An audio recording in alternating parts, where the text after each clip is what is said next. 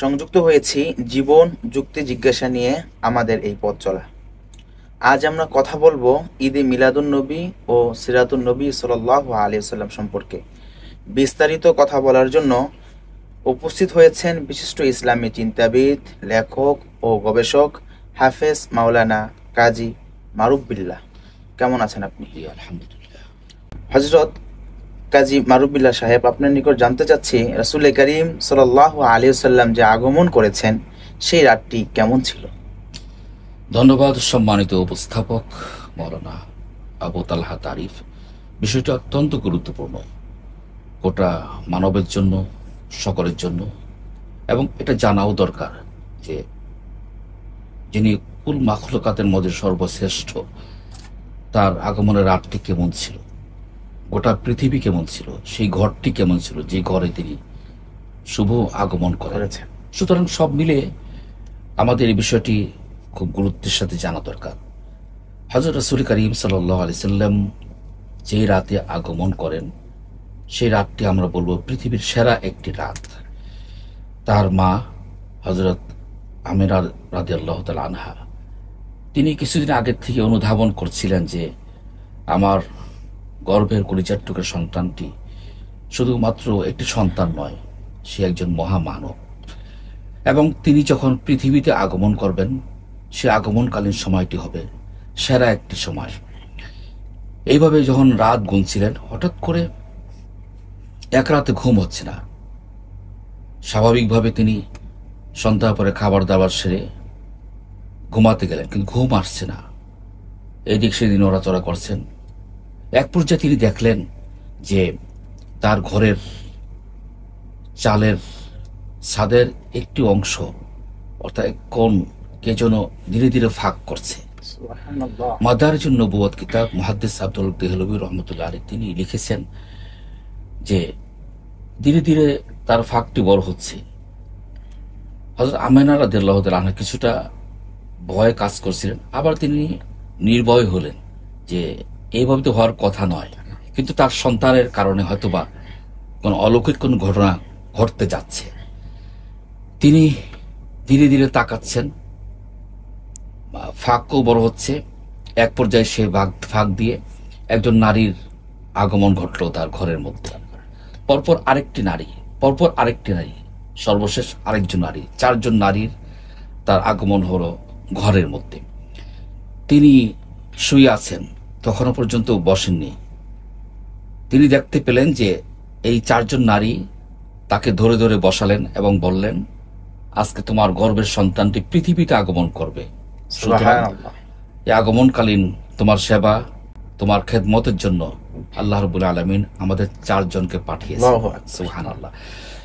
এবং এই চারজনের পরিচয় তিনি মুহাদ্দিস আব্দুল দেহলভী রহমতুল্লাহ তিনি তার কিতাবের মধ্যে পরিচয় দিয়েছেন। একজন হচ্ছেন আদম আলাইহিস সালামের স্ত্রী হযরত হাওয়া, আরেকজন হচ্ছেন হযরত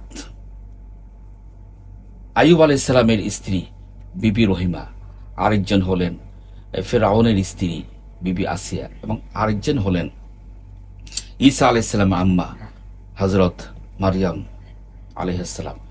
এই চারজন মহিলা তাকে ধরাধরি করে বসালেন এবং এক পর্যায়ে আমার নবী বিশ্বনবী মুহাম্মদ সাল্লাল্লাহু আলাইহি ওয়াসাল্লাম পৃথিবীতে আগমন করা শুরু করলেন।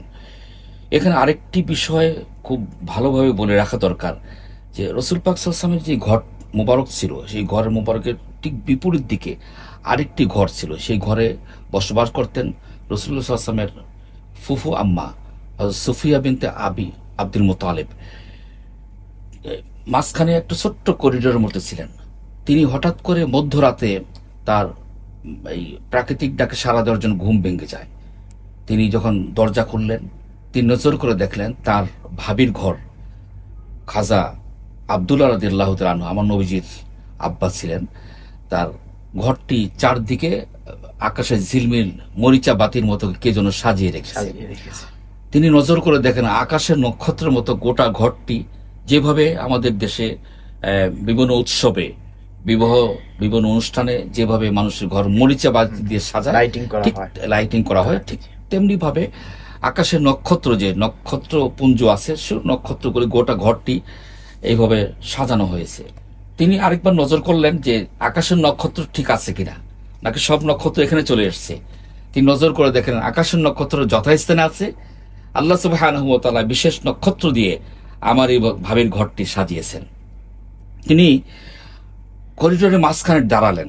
দাঁড়াবার পরে তিনি ভাবলেন, আমি আগে ঘরে ঢুকবো নাকি আমার প্রাকৃতিক কাজ সারবো। তিনি ভাবলেন যে প্রাকৃতিক কাজ আগে সেরে নিই, এরপরে আমার ভাবির ঘরের কি অবস্থা জানা দরকার, যেহেতু তিনি একা থাকেন, স্বামী আগেই মারা ইন্তেকাল করেছেন। হযরত সুফিয়া বিনতে আব্দুল মোতালেব তিনি দরজার সামনে দাঁড়িয়ে খটখট করলেন। একজন অচেনা অজ্ঞাত একজন মহিলা দরজা খুলে দিলেন। ফুটফুটে চেহারা, দেখার মতো চেহারা। তিনি জিজ্ঞেস করলেন, তোমার নাম? তার পরিচয় দিলেন। সুফিয়া বিনতে আব্দুল মোতালেব নজর করে দেখলেন তার কলিজার টুকরা ভাতিজা এইভাবে জমিনে হাত রেখে অর্ধেক মাত্র পৃথিবীতে আগমন করেছেন, আর ঠোঁট এইভাবে নাড়াচড়া করছেন। তিনি ভাবলেন হয়তোবা দুধ পান করতে চায়। বিবি সুফিয়া বিনতে আব্দুল মোতালেব ভাবলেন যে আমি আগে কোলে নিব, এরপরে আমার ভাবির স্তনে দুধ পান করাবো। ধীরে ধীরে ধীরে ধীরে তিনি পৃথিবীতে আগমন করলেন। আগমন করার পরপরই তিনি দেখলেন কে যেন একজন ব্যক্তি এসে রাসূল সাল্লাল্লাহু আলাইহি ওয়াসাল্লামকে কোলে করে নিয়ে চলে গেলেন। সুফিয়া বিনতে আব্দুল মোতালেব ভাবলেন যে কোনো অপহরণকারী কিনা। দরজা খুলে দেখলেন কোথাও দেখা যাচ্ছে না। 1.5 কি 2 মিনিট পরে একজন ব্যক্তি এসে সুফিয়া বিনতে আব্দুল মোতালেবের হাতে দিলেন, দিয়ে বললেন যে আপনার ভাতিজা কোলে নেন। রাসূল পাক সাল্লাল্লাহু আলাইহি ওয়াসাল্লামকে তিনি তার ভাবির কোলে দিলেন এবং স্তনে দুধ পান করলেন। এইভাবে রাসূল পাক সাল্লাল্লাহু আলাইহি ওয়াসাল্লামের পৃথিবীতে আগমনকালীন একটা মহা সৌভাগ্য রাত ছিল। এখানে যে বিষয়টি বলে রাখা দরকার, সুফিয়া বিনতে আব্দুল মোতালেব জিজ্ঞেস করলেন ওই ব্যক্তিকে, আপনি কিছুক্ষণের জন্য নিয়ে গেলেন, আপনাকে কোথাও দেখলাম না, আবার আপনি দিয়ে গেলেন, আপনি কোথায় নিয়ে গিয়েছিলেন? তিনি বললেন আল্লাহ রাব্বুল আলামিন তার এই বন্ধু পৃথিবীতে আগমন করবে, গোটা মাখলুকাতকে জানিয়ে রেখেছেন আজকে আমার বন্ধু পৃথিবীতে আগমন করবে, তোমরা স্বাগতম জানাবার জন্য, শুভেচ্ছা জানাবার জন্য সকলে প্রস্তুত থাকো। সবাই আল্লাহ সুবহানাহু ওয়া তাআলার কাছে আবেদন নিবেদন করলেন, ইয়া রাব্বাল আলামিন, আমরা যাকে ধন্যবাদ জানাবো, যাকে আমরা স্বাগতম জানাবো, যাকে আমরা আহলান সাহলান জানাবো, তাকে যদি এক নজর না দেখি আমাদের তৃপ্তি মিটবে না। সুতরাং আমাদের দেখার ব্যবস্থা করে দিন। আল্লাহ সুবহানাহু ওয়া তাআলার নির্দেশ এবং আদেশ ক্রমে আমি জিব্রাইল সমস্ত ব্যক্তিদেরকে, সমস্ত মাখলুকাতকে একবার দেখার ব্যবস্থা করে তোমার হাতে তোমাদের সন্তানকে ফিরিয়ে দিয়ে গেলাম। সুতরাং রাসূল পাক সাল্লাল্লাহু আলাইহি ওয়াসাল্লামের আগমনের রাতটি ছিল মহামূল্যবান রাত এবং পৃথিবীর ইতিহাসে বলা যাবে একটি শ্রেষ্ঠ রাত। ধন্যবাদ আপনাকে। শরীয়তে 2টি ঈদ পালন করা হয়, ঈদ উল ফিতর এবং ঈদ উল আজহা। আমরা এই দিনটাকে ঈদে মিলাদুন নবী সাল্লাল্লাহু আলাইহি সাল্লাম পালন করে থাকি অনেকেই। এই তৃতীয় ঈদটি কোথা থেকে আসলো যদি আমাদেরকে একটু বল। শরীয়তে তৃতীয় কোনো ঈদ নেই। ঈদ উল ফিতর, এখানে কিছু আমল আছে, ফেতরা দেওয়া লাগে। দীর্ঘ 1 মাস সিয়াম সাধনা পালন করার পরে 2 রাকাত 6 তাকবীরের সাথে জামাতে নামাজ আদায় করে, ওয়াজিব নামাজ আদায় করে আমরা সেখানে ঈদ উল ফিতর আদায় করে থাকি। আরেকটি ঈদ হচ্ছে 10 জিলহজ তারিখে ইব্রাহিম আলাইহিস সালামের সেই আনিত কোরবানির প্রদর্শনের মাধ্যমে আমরা ঈদ পালন করে থাকি, যেটাকে আমরা ঈদ উল আজহা বলি।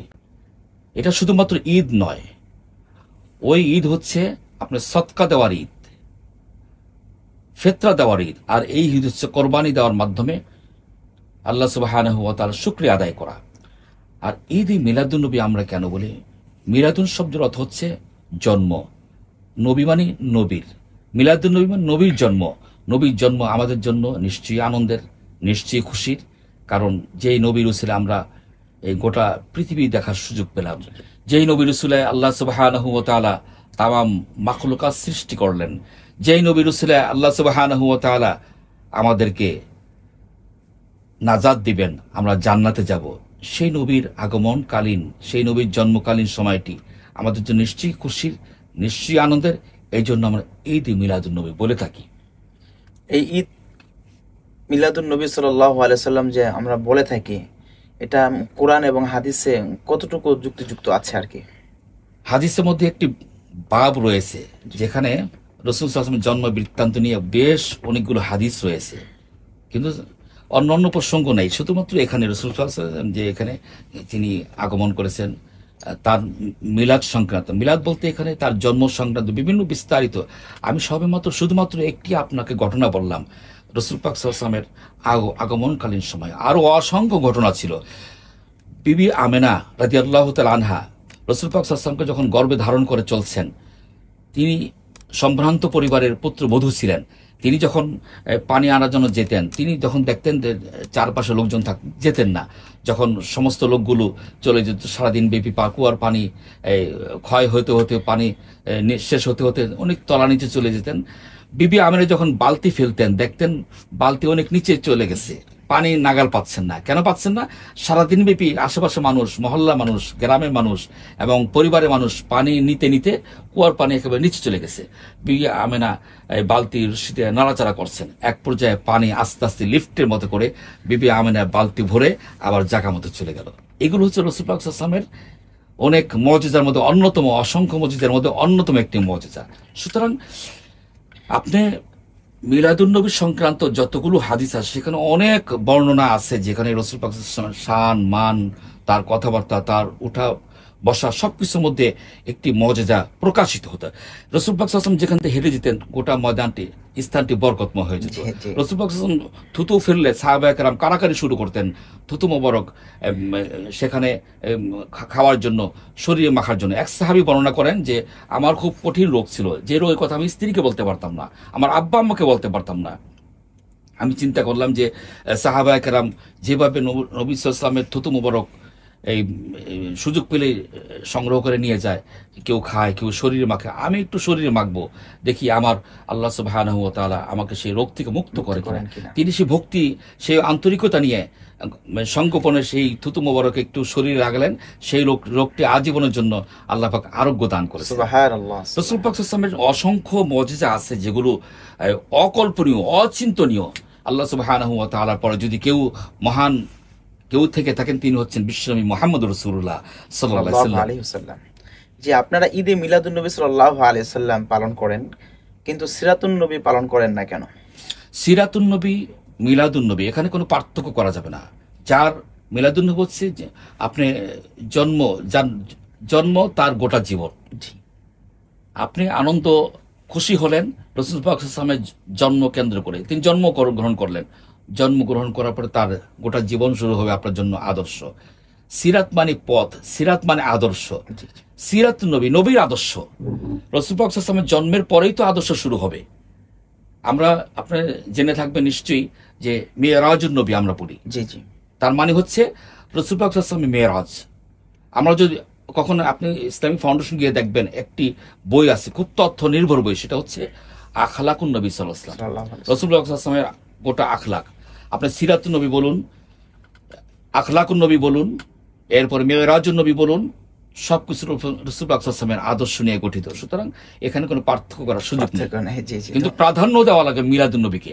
কারণ রাসূল পাক সাল্লাল্লাহু আলাইহি ওয়াসাল্লাম আগমন করার কারণেই আমরা সিরাতুন নবী পেয়েছি, আমরা আখলাকুন নবী পেয়েছি, আমরা মেরাজুন নবী পেয়েছি, আমরা রাসূল পাক সাল্লাল্লাহু আলাইহি ওয়াসাল্লামকে পেয়েছি। কাজী মারুফ সাহেব, আমরা যেভাবে ঈদে মিলাদুন্নবী সাল্লাল্লাহু আলাইহি ওয়াসাল্লাম পালন করি, আমাদের দেশে সহ আশেপাশের দেশে আমরা যেভাবে দেখি, নবী কি সাল্লাল্লাহু আলাইহি ওয়াসাল্লাম কি এভাবে মিলাদুন্নবী পালন করেছেন কিনা? রাসূল কারীম সাল্লাল্লাহু আলাইহি ওয়াসাল্লাম কিভাবে তিনি তার মিলাদুন্নবী পালন করেছেন? রাসূল পাক সাল্লাল্লাহু আলাইহি ওয়াসাল্লাম পালন করেছেন, জি, নিজেরটা নিজেই খুশি হয়ে পালন করেছেন। আপনি জানেন আমরা আমাদের দেশে বিভিন্ন সময় আমরা রোজা রাখি, জি জি, এই সপ্তাহে 2 দিন রোজা রাখি, যারা পারি নফল রোজা রাখি, সোমবারে রোজা রাখি, আবার বৃহস্পতিবার রোজা রাখি, আবার কেউ কেউ আইএমএ বীজের রোজা রাখি, আবার কেউ কেউ বাৎসরিক যে আশুরা রোজা আছে ইত্যাদি রোজাগুলো রাখি, কেউ কেউ লাইলাতুল বারাত, শবে বরাতের রোজা রাখি। এগুলো থেকে কোনো অবহেলা করার সুযোগ নেই। আপনি লাইলাতুল বারাত, শবে বরাতের রোজা সাহাবায়ে কেরাম রেখেছেন, আমি আপনি কেন রাখবো না? আশুরার রোজা সোমবার, বৃহস্পতিবার আমরা প্রায় রোজা রাখি। আপনি জানেন, ইদানিং বিভিন্ন চিকিৎসক যারা আছেন তারা বলছেন যে এই 2 দিন রোজা রাখলে মানুষের স্বাস্থ্য আরো সুন্দর হবে। এখন এই 2 দিনের ফজিলত নিশ্চয়ই আছে। 2 দিন অন্যতম একটি হচ্ছে, আপনি দেখেন এই বৃহস্পতিবার আমরা কেন রোজা রাখি? যে জুমার রাতের ফজিলত পাওয়ার জন্য। তো সোমবার আপনি কেন রাখবেন? সোমবার হচ্ছে রাসূল পাক সাল্লাল্লাহু আলাইহি ওয়াসাল্লামের জন্মের দিন। রাসূল পাক সাল্লাল্লাহু আলাইহি ওয়াসাল্লাম সম্মান নিজে রোজা রেখেছেন, এবং তিনি সাহাবা একরাম জিজ্ঞেস করেন, ইয়া রাসূলুল্লাহ, আপনি রোজা কেন রাখেন? হাদিসও আছে আর কি, হাদিসও আছে এই বিষয়, যে আমি রোজা রাখছি এই জন্য এই দিন আমি জন্মগ্রহণ করেছি, খুশি হয়ে আমি রোজা রাখলাম। তা আপনি যে খুশি বলেন, তাহলে ওই যে ঈদ বলতে হবে। জি, অর্থাৎ ঈদ বললেই যে 2 রাকাত নামাজ পড়তে হবে, ঈদ বললেই যে মাঠে যাওয়া লাগবে, এমন না। এটা বলতে চাচ্ছি না কাজী মারুফ সাহেব, আমি বলতে চাচ্ছি যে আমাদের দেশে যেভাবে আমরা ঈদে মিলাদুন্নবী পালন করি, এভাবে কি আমাদের রাসূল সাল্লাল্লাহু আলাইহি সাল্লাম পালন করছেন কিনা? আমরা কিভাবে পালন করি? আমরা দরুদ শরীফ পড়ি। জি, দরুদ শরীফ তো রাসূল পাক সাল্লাল্লাহু আলাইহি ওয়াসাল্লাম পড়ার জন্য তাকে দিয়ে আল্লাহ সুবহানাহু ওয়া তাআলা নিজে দরুদ শরীফ পড়েন। ইন্নাল্লাহা ওয়া মালাইকাতুহু ইউসাল্লুনা আলান নবী ইয়া আইয়ুহাল্লাযিনা আমানু সাল্লু আলাইহি ওয়া সাল্লিমু তাসলিমা। আল্লাহ সুবহানাহু ওয়া তাআলা ডাইরেক্ট আদেশ প্রদান করেছেন। আমরা এরপরে কি করি? সেখানে দান সত্তা করি। ইসলাম দান সত্তার গুরুত্ব রয়েছে। জি জি, আমরা সেখানে কি করি? কিছু নফল নামাজ পড়ি। এগুলো সাহাবায়ে কেরাম বলেন, সেই সাহাবায়ে কেরামের যুগ থেকে শুরু করে এখনো পর্যন্ত এই আমলগুলো হয়ে আসছে। এই আমলগুলো পৃথিবীর যতদিন আকাশ বাতাস থাকবে ততদিন পর্যন্ত এই আমল চলবে। সুতরাং আমরা তো অন্য কোনোভাবে পালন করি না। আমার দরুদ শরীফ পড়ি, নবীদের শানে, নবীদের কাহিনীগুলো আমরা বর্ণনা করি। আর কি আমরা করি? যে 12 তারিখে যে রাসূল করিম সাল্লাল্লাহু আলাইহি সাল্লাম জন্মগ্রহণ করেছেন, এ নিয়ে তো বিভিন্ন মতভেদ আছে আর কি। আপনি এটা কিভাবে দেখছেন? রয়েছে, কেউ 7 তারিখ বলেছেন, কেউ 8 তারিখ বলেছেন, কেউ 11 তারিখ বলেছেন। তো অধিকাংশ মত হচ্ছে 12 তারিখ। 12 তারিখ তো রাসূল করিম সাল্লাল্লাহু আলাইহি সাল্লামের ওয়াফাত মোবারক হয়েছে, আমরা জানি। তাহলে এই দিনে কেন শোক পালন করা হচ্ছে না? রাসূল পাক সাল্লাল্লাহু আলাইহি ওয়াসাল্লাম ইন্তেকাল করেছেন। আমরা বিষয়টি আমাদের মতো তিনি দুনিয়ার বুক থেকে বিদায় হয়ে একেবারে নিঃস্ব হয়ে গেছেন এমনটি না। রাসূল পাক সাল্লাল্লাহু আলাইহি ওয়াসাল্লাম একটা হাদিসে বলেন, মান যারানি বাদা মামাতি, যে ব্যক্তি আমার জিয়ারত করলো বাদা মামাতি, আমার মৃত্যুর পরে। মান যারানি বাদা ওয়াফাতি, যে ব্যক্তি আমার ওয়াফাতের পরে আমার সাক্ষাৎ করলো, জিয়ারত করলো। ফাকা আন্নামা যারানি ফি হায়াতি, সেজন্য আমার জীবদ্দশা আমার সঙ্গে সরাসরি সাক্ষাৎ করলো। ফাঁকা আন্নামার মানে হচ্ছে সে যেন আমার হায়াতে আমার সঙ্গে সরাসরি সাক্ষাৎ করলো। তাহলে এখানে রাসূল পাক সাল্লাল্লাহু আলাইহি ওয়াসাল্লামকে অন্যান্য ব্যক্তির মতো যে তিনি চলে গেছেন, মৃত্যু হয়েছেন, এই জন্য আমরা এমনটি করি, এমনটি না। তাহলে আমরা যে হজ এবং উমরায় যাই, এখানে তো কোরআন এবং হাদিসে বলা হয় না যে মদিনায় যাওয়ার কথা, কিন্তু আমরা মদিনায় যাই রাসূল করিম সাল্লাল্লাহু আলাইহি সাল্লামকে যদি সাক্ষাৎ করা হয়, যে কথাটি আপনি একটু আগে বললেন, সেই জন্যই তো আমরা মদিনায় যাই, নাকি অন্য কোনো কারণ আছে? রাসূল পাক সাল্লাল্লাহু আলাইহি ওয়াসাল্লাম মদিনা শুয়ে আছেন, জন্মগ্রহণ করেছেন মক্কায়, এবং তিনি 8ম হিজরি সনে হিজরতের 8 বছর পরে যখন মক্কা বিজয় করলেন, তখন মক্কার লোকেরা আশা নিত ছিলেন যে মনে হয় এখন মক্কায় থাকবেন। কিন্তু আনসারদের দাবি এবং মদিনার সাহাবায়ে কেরামদের দাবি সকলের প্রেক্ষিতে তিনি বললেন, ঠিক আছে, আমি তোমাদের এই ভূখণ্ড আমি জন্মগ্রহণ করেছি, এটার বরকত আলাদা। আমি মদিনায় যেহেতু বসবাস করছি, মদিনায় বিবিধ সময় তারা আমাকে আশ্রয় প্রদান করেছে, সুতরাং আমি সেখানে চলে যাচ্ছি। মদিনার বিশেষ ফজিলত রয়েছে। তো এই বিষয়ে রাসূল পাক সাল্লাল্লাহু আলাইহি ওয়াসাল্লাম একটি হাদিসে বলেন, মান হাজ্জাল বাইতা, যে ব্যক্তি বাইতুল্লাহ শরীফের হজ আদায় করলো, ওয়ালাম ইয়াজুরুনি, হজ আদায় করতে এসে আমার সঙ্গে সাক্ষাৎ করলো না। আমি শুরুটা আবার বলছি, নবীজি সাল্লাল্লাহু আলাইহি ওয়াসাল্লাম বলেন, মান হাজ্জাল বাইতা, যে ব্যক্তি বাইতুল্লাহ শরীফের হজ আদায় করলো, ওয়ালাম ইয়াজুরুনি, এই অবস্থায় আমার সঙ্গে সাক্ষাৎ করলো না, ফাকা আন্নামা যারানি ফাকাদ জাফানি, সেজন্য আমার প্রতি জুলুম করে ফেললো। নবী সাল্লাল্লাহু আলাইহি ওয়াসাল্লাম কঠোর কথা বলেছেন যে যে ব্যক্তি হজ করতে আসলো, সে জুলুমের কথা বলে ফেলেছে, আমার প্রতি জুলুম করলো। সে বাইতুল্লাহ শরীফের হজ করতে আসলো, বাইতুল্লাহ শরীফের হজ আদায় করতে গিয়ে আরাফাতের ময়দান, মিনার ময়দান, মুজদালিফার ময়দান সবকিছু করলো, ফাকাদ জাফানি, আমার প্রতি জুলুম করলো। কেন? ওয়ালা মেজুরুনি, সে আমার সঙ্গে সাক্ষাৎ করলো না। তাই রাসূল পাক সাল্লাল্লাহু আলাইহি ওয়াসাল্লামের সঙ্গে সাক্ষাৎ করা একটা আবেগ, আপনি দেখেন, হজের ওয়াজিব, হজের ফরজ, হজের সুন্নত কোথাও কিন্তু মদিনা শরীফ যাওয়ার মতো কোনো শর্ত নেই। কিন্তু একজন হাজিকে যদি জিজ্ঞেস করেন আপনি হজের সবকিছু আদায় করেছেন, হ্যাঁ করেছি, হাজির মনে একটি আবেদন নিবেদন আবেগ থাকবে, তা হচ্ছে কবে মদিনা শরীফ আমাদের নিয়ে যাবেন মুআল্লিম। কারণ মদিনা শরীফে না যাওয়া পর্যন্ত একজন হাজি মনে করে যে আমার হজ পূর্ণাঙ্গ হয়নি। কারণ রাসূল পাক সাল্লাল্লাহু আলাইহি ওয়াসাল্লাম আরেকটা হাদিসে বলেন, মান যারা কবরি, যে ব্যক্তি আমার রওজা মোবারক জিয়ারত করলো, রাসূল পাক সাল্লাল্লাহু আলাইহি ওয়াসাল্লাম বলেন, ওয়াজাবাত লাহু শাফাআতি, যে ব্যক্তি আমার রওজা মোবারক জিয়ারত করলো, ওয়াজাবাত লাহু শাফাআতি, তার কিয়ামতের ময়দানে তার জন্য সুপারিশ করা আমি নবীর জন্য ওয়াজিব হয়ে যায়। সুবহানাল্লাহ। সুতরাং নবীজির ভালোবাসা, নবীজির মহব্বত, নবীজির প্রতি আন্তরিকতা, নবীজির প্রতি শ্রদ্ধা, এক কথায় গোটা জীবন নবীজির আদর্শ বাস্তবায়নের কোনো বিকল্প নেই, মহব্বতের কোনো বিকল্প নেই। এই জন্য আমরা হজের সময় হজের সমস্ত কর্মকাণ্ডগুলো করি। আমরা মিনার মাঠে থাকি, আমরা মুজদালিফের মাঠে রাত যাপন করি, আমরা আরাফাতের ময়দানে স্বল্প সময়ের জন্য আমরা হজের মূল কর্মকাণ্ড করি, আমরা বাইতুল্লাহ শরীফ বারবার ঘুরে ঘুরে তাওয়াফ করি। কিন্তু আমাদের একটা আবেগ থেকে যায়, কখন মদিনা শরীফ গিয়ে আসসালাতু আসসালামু আলাইকা ইয়া রাসূলুল্লাহ বলবো, কখন আমার মনে আবেগগুলো আমার নবীজির কাছে বলবো।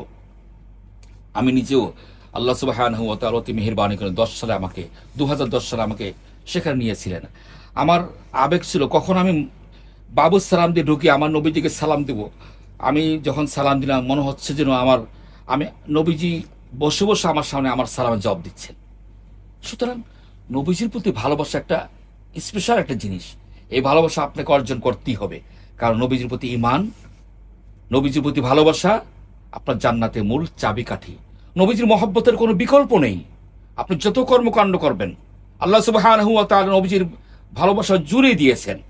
আল্লাহ রাব্বুল আলামিন সূরা আলে ইমরানে 31 নম্বর আয়াতে বলেন, কুল হে রাসূল আপনার গোটা মানবকে জানিয়ে দেন, ইন কুনতুম তুহিব্বুনাল্লাহ, তোমরা যদি আল্লাহ সুবহানাহু ওয়া তাআলাকে পছন্দ করতে চাও, আল্লাহ রাব্বুল আলামিনকে ভালোবাসতে চাও, ফাত্তাবিউনি আই ইত্তাবিউনি। নবীজি সাল্লাল্লাহু আলাইহি ওয়াসাল্লাম তাফসীরে এসেছে, তিনি হাতের আঙ্গুল ইশারা করে বললেন, ফাত্তাবিউনি আই ইত্তাবিউনি, আমার অনুসরণ করবে। আমি আগে কি শুনলাম? আল্লাহ সুবহানাহু ওয়া তাআলা বলছেন, ইন কুনতুম তুহিব্বুনাল্লাহ, যদি আল্লাহ রাব্বুল আলামিনকে ভালোবাসতে চাও, ইত্তাবিউনি, আমার অনুসরণ করো। আমার অনুসরণ করলে ইউহিব্বুকুমুল্লাহ, তাহলে আল্লাহ তাআলা ভালোবাসবেন। তাহলে এখানে শর্ত হচ্ছে আল্লাহ রাব্বুল আলামিনকে ভালোবাসতে চাইলে আগে নবী সাল্লাল্লাহু আলাইহি ওয়াসাল্লামকে ভালোবাসতে হবে।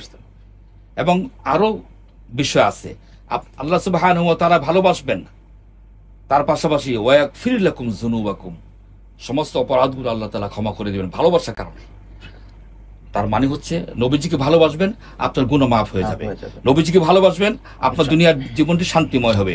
নবীজিকে ভালোবাসবেন, কঠিন আপদ বিপদ আপনার কাছ থেকে আল্লাহ সুবহানাহু ওয়া তাআলা মুছে ফেলবেন। সুতরাং নবীজি আল্লাহকেই পাওয়া যাবে, স্বয়ং আল্লাহ তাআলাকেই পাওয়া যাবে। এই রাসূল সাল্লাল্লাহু আলাইহি সাল্লামকে কি স্বপ্ন দেখা যাবে না? আমরা কি স্বপ্ন দেখতে পারবো না? আমাদের সকলের মন চায় প্রিয় নবী সাল্লাল্লাহু আলাইহি সাল্লামকে একটিবার ঘুমের ঘরে স্বপ্ন দেখতে।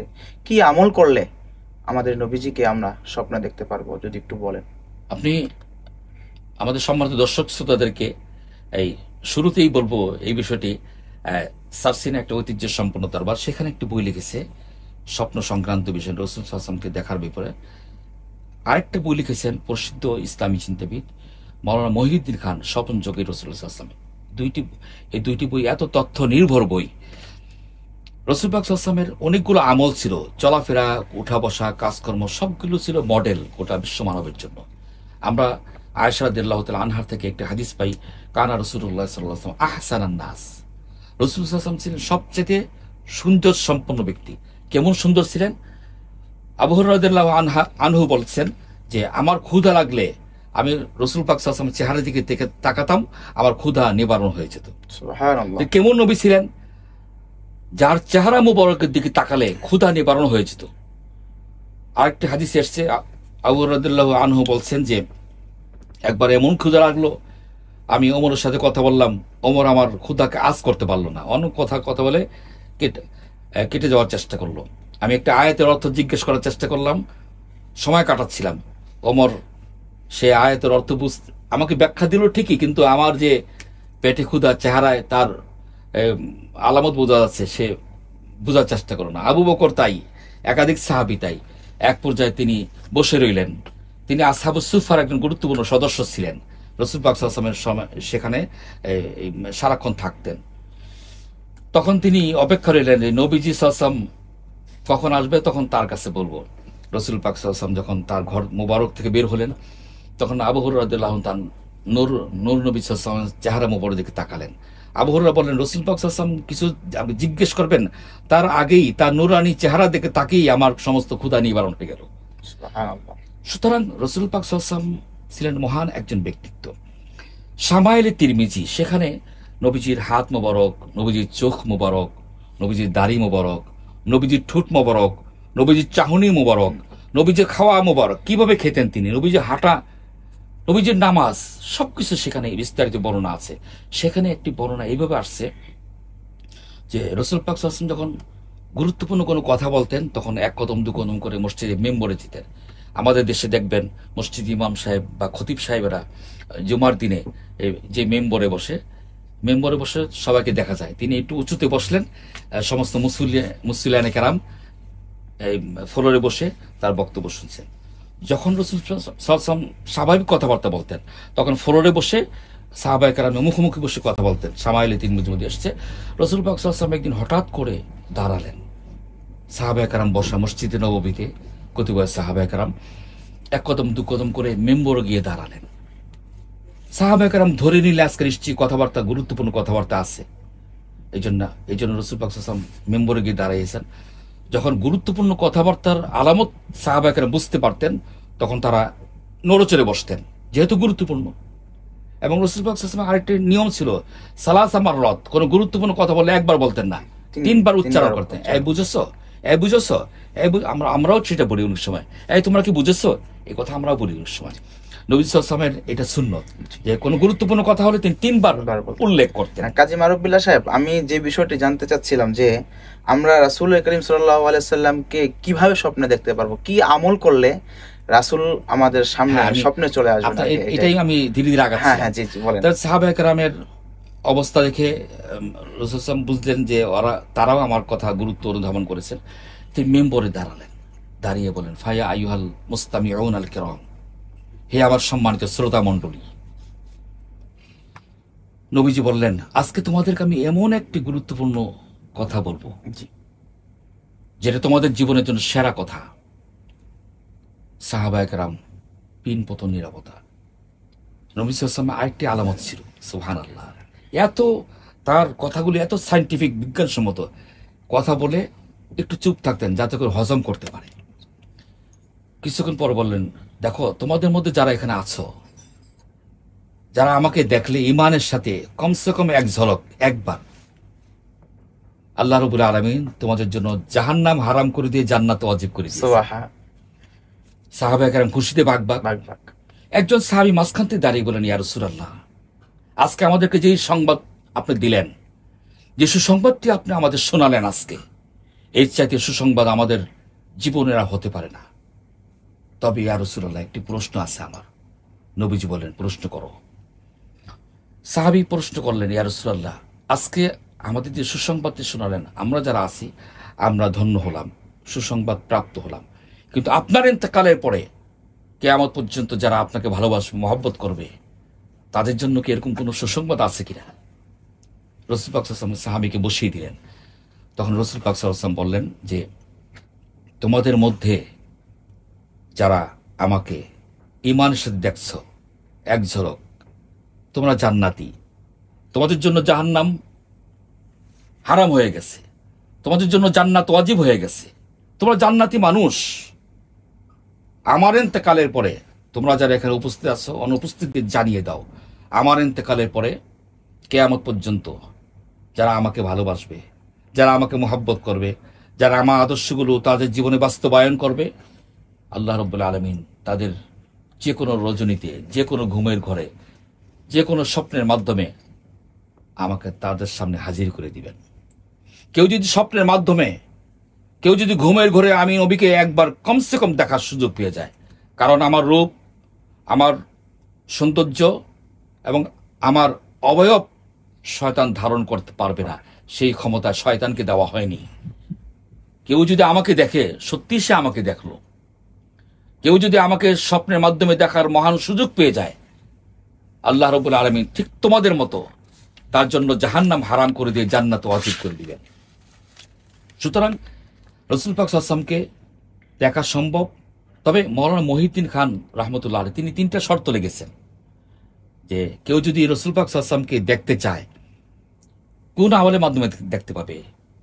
যে কোনো ব্যক্তি তো ইচ্ছে করলে দেখতে পারবে না। রসুল পাক সাল্লাল্লাহু আলাইহি ওয়াসাল্লামকে দেখার মতো সেই আমল হওয়া লাগবে, সেই যোগ্যতা থাকা লাগবে, এরপরে তো নবীজিকে দেখবে। তিনি লিখেছেন যে যে ব্যক্তি নিয়মিত দরুদ শরীফ পাঠ করবে, 1 নম্বর, যে ব্যক্তি নিয়মিত দরুদ শরীফ পাঠ করবে। 2 নম্বর হচ্ছে যে ব্যক্তির অন্তর মধ্যে সর্বোচ্চ ভালোবাসা আমার থাকবে, অর্থাৎ আমি নবীজিকে সমস্ত দুনিয়ার সবকিছু থেকে আমাকে ভালোবাসবে। আপনি নিশ্চয়ই একটা হাদিস জানেন যে নবীজি সাল্লাল্লাহু আলাইহি ওয়াসাল্লাম বলেন, লা ইউমিনু আহাদুকুম হাত্তা আকুনা হাব্বা ইলাইহি মিন ওয়ালিদিহি ওয়া ওয়ালাদিহি ওয়ান নাসি আজমাইন। সন্তান সন্ততি, পিতামাতা, ভাই বোন, আত্মীয় স্বজন, দুনিয়ার সমস্ত মানুষের থেকে নবীজি বলেন আমি তার প্রিয় পাত্র।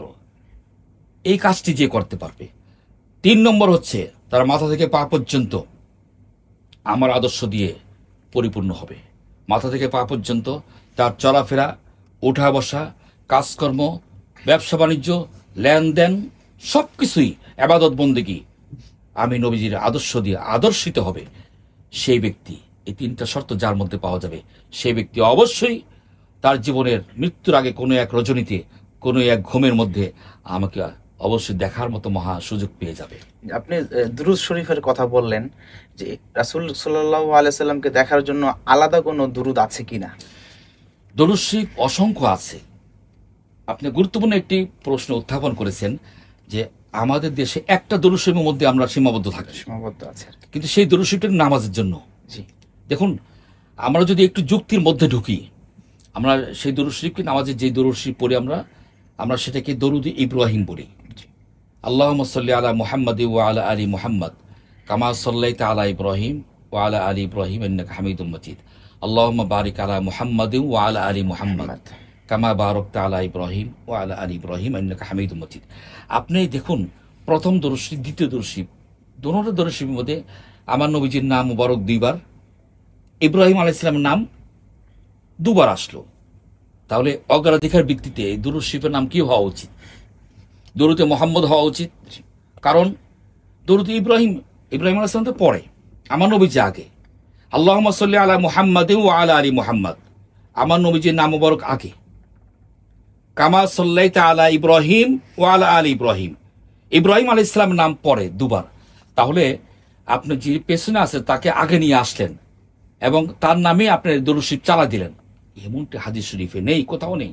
এটা শুধুমাত্র নামাজের জন্য। এছাড়াও অসংখ্য দরুদ শরীফ আছে। যেমন ধরুন, আউলিয়া কেরাম একটা দরুদ শরীফ পড়েন যে আল্লাহুম্মা সাল্লি আলা সাইয়্যিদিনা মুহাম্মাদিন নাবিয়্যিল উম্মি ওয়া আলিহি ওয়াসাল্লিম। শর্টকাট দরুদ শরীফ। হাদিস শরীফে 29 প্রকার দরুদ শরীফের কথা আছে, আরো আছে মোটামুটি 29 প্রকার দরুদ শরীফ। যে কোনো দরুদ শরীফ পড়লে আপনি নবী সাল্লাল্লাহু আলাইহি ওয়াসাল্লামকে স্বপ্নের মাধ্যমে দেখার মহা সুযোগ পেয়ে যাবেন।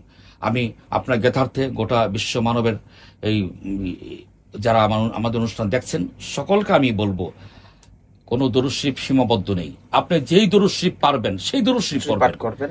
আপনি শুধুমাত্র ওই নামাজের দরুদ শরীফ নামাজের ভিতরে রেখে দেন। বাইরে কত দরুদ শরীফ আছে, আপনি একটা নিয়ে বসে। নামাজের দরুদ তো আমরা বাইরে পড়তে পারি, হ্যাঁ বাইরে পড়তে পারি, কিন্তু নামাজের যেহেতু নামাজের জন্য এটা ধরা হয়েছে, নামাজ আমরা পড়বো। বাইরে অসংখ্য দরুদ শরীফ আছে। আল্লাহুম্মা সাল্লি আলা সাইয়্যিদিনা ওয়া নাবিয়িনা ওয়া শাফিঈনা ওয়া হাবিবিনা মাওলানা মুহাম্মদ সাল্লাল্লাহু আলাইহি ওয়া আলা আলিহি ওয়া সাহবিহি ওয়া বারাকাতুহু। এইভাবে অসংখ্য দরুদ শরীফ আছে। আপনি যে কোনো দরুদ শরীফ পড়ে আপনার হক আদায় করতে পারবেন। আমরা রাসূল সাল্লাল্লাহু আলাইহি সাল্লামকে স্বপ্ন দেখব, এজন্য ওলি বা পীর হতে হবে না যে কোনো বিধর্মী ব্যক্তিও আমাদের রাসূল সাল্লাল্লাহু আলাইহি সাল্লামকে স্বপ্নে দেখতে পারেন? এই বিষয়ে আমাদেরকে জানাবেন। পীর একটা মুরব্বী, পীর ফার্সি শব্দ। পীর এমন হওয়া লাগবে, এই বংশানুক্রমে পদাধিকার বলে পীর নয়, পীর এমন হবে যার গোটা জীবনটি হবে নবীজির আদর্শ দিয়ে সাজানো গোছানো। এমন পীর অবশ্যই হওয়া যাবে না যেই পীরের মধ্যে সুন্নতে যথেষ্ট খেলাফ রয়েছে। এমন পীর হওয়া যাবে না যেই পীরের ফরজ ওয়াজিব সুন্নত যথেষ্ট পরিমাণে খেলাফ হয়ে যায়। পীর এমন হওয়া লাগবে যেই পীর মাথা থেকে পা পর্যন্ত গোটা সুন্নত ভরপুর।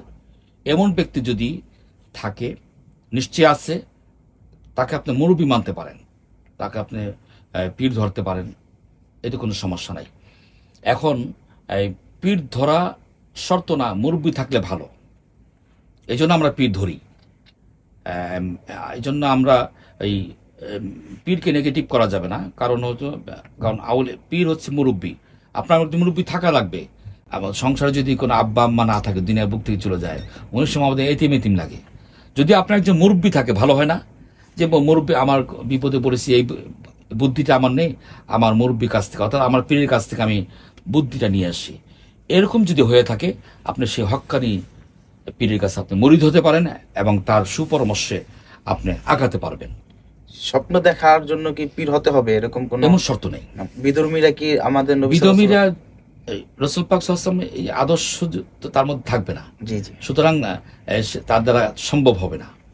জাগ্রত অবস্থায় কি রাসূল করিম সাল্লাল্লাহু আলাইহি সাল্লামকে স্বপ্নে দেখা যায়? জাগ্রত অবস্থায় কিভাবে দেখবে? জাগ্রত অবস্থায় রাসূল সাল্লাল্লাহু আলাইহি ওয়াসাল্লাম ওই হাদিসে বলেন যে ব্যক্তি আমাকে সরাসরি ইমানের সাথে একবার দেখলো, কমসে কম একবার। আপনি জানেন আমির মুআবিয়া রাদিয়াল্লাহু তাআলা আনহু, তিনি অল্প সময় নবীজির সঙ্গ পেয়েছিলেন, কিন্তু তিনি অন্যতম সেরা সাহাবী ছিলেন। রাসূল পাক সাল্লাল্লাহু আলাইহি ওয়াসাল্লাম বলেন একবার ইমানের সাথে কমসে কম এক ঝলক আমাকে দেখলো।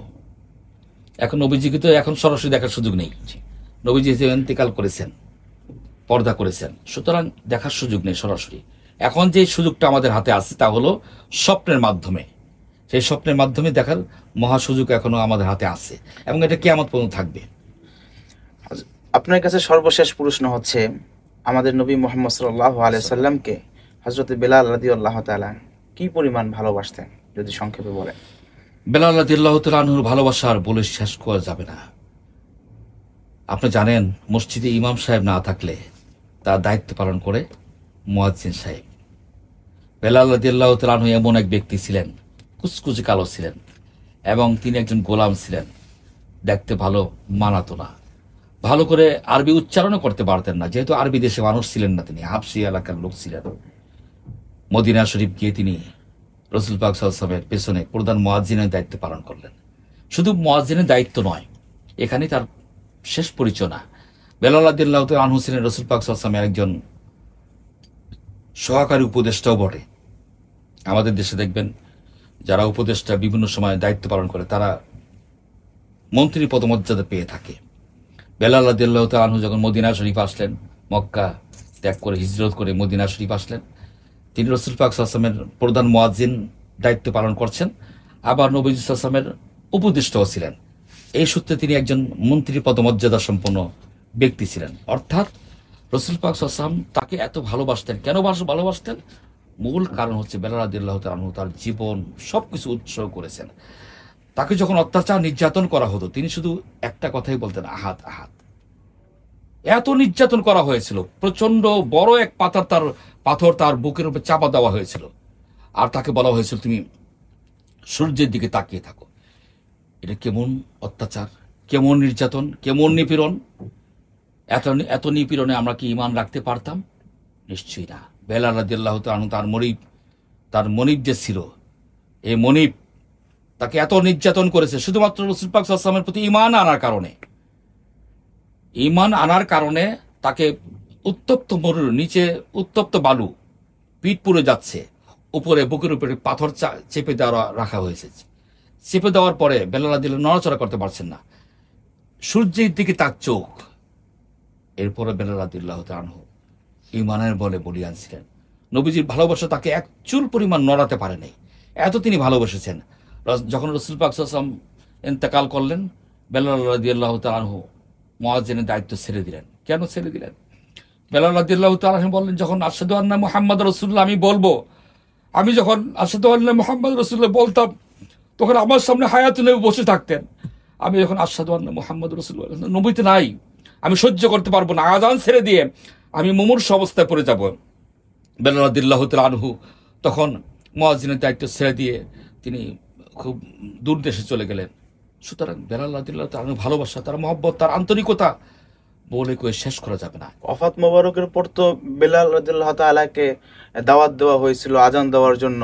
হযরত হাসান হুসাইন দাওয়াত দিয়েছিলেন, এই বিষয়ে যদি একটু বলতেন। হাসান হোসেন রাদিয়াল্লাহু তাআলা আনহু তারা আবেগে দাওয়াত দিয়েছিলেন যে তার নানা থাকতে তার সুমধুর কণ্ঠের আজান।